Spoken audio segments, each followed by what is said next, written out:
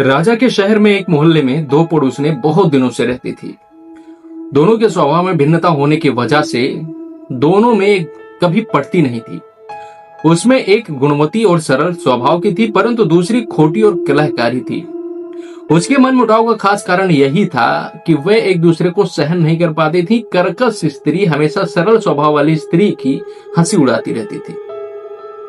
जब वह किसी तरह से सरल स्वभाव वाली स्त्री को दबा न सकी, तो एक दिन उसने एक भयंकर षड्यंत्र रच डाला। और ये षड्यंत्र रचा कि एक दिन उसने अपने छोटे बच्चे को मार कर डाला। मारने के बाद चुपके से उसकी लाश को उस भली औरत के घर में रख आई। फिर रोती बिलखती हुई राजा के दरबार में पहुंच गई। मंत्री उस समय राजा के सलाहकार बने हुए थे। राजा ने मंत्री से उनका इंसाफ करने को कहा।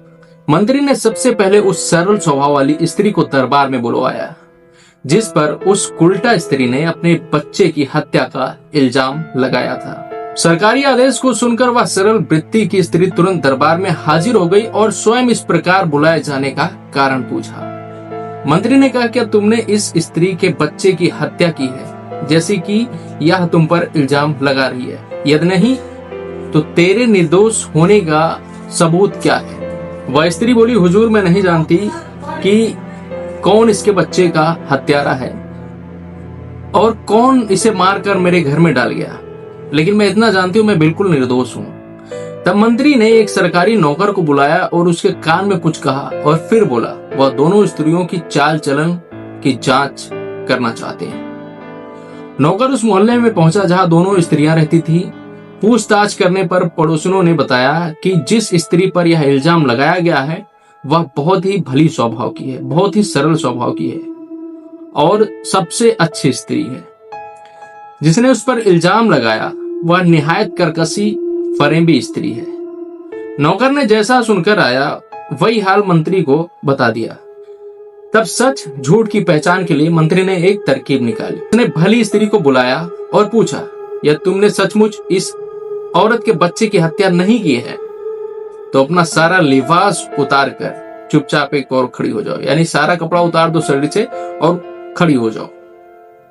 यह सुनकर भली स्त्री बोली, हुजूर, मैं चाहे कल की जगह आज ही क्यों न मार डाली जाऊं, नंगी होने से अच्छा है मैं मर ही जाऊं।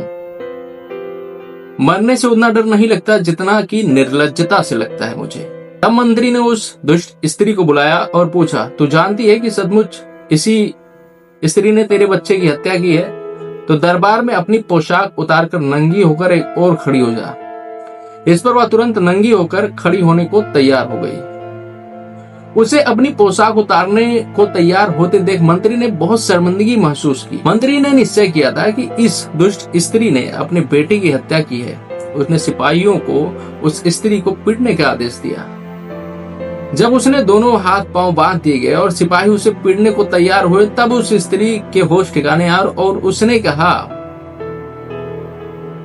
कि साहब, हमने ही अपने बच्चे का हत्या करके इस औरत के घर में रख आई थी उसकी लाश को। राजा ने उस दुष्ट स्त्री के करतूत पर बड़ा ही शर्मसार हुए। राजा ने उसे कारागार में डलवा दिए और उस नेक स्त्री को पुरस्कार देकर विदा कर दिए। तो दोस्तों, कहानी कैसी लगी? यदि आपको कहानी अच्छी लगी हो तो हमारे चैनल को सब्सक्राइब कर लें और फेसबुक पर हैं तो फेसबुक को फॉलो कर लें। मिलते हैं नेक्स्ट कहानी में, तब तक के लिए नमस्कार।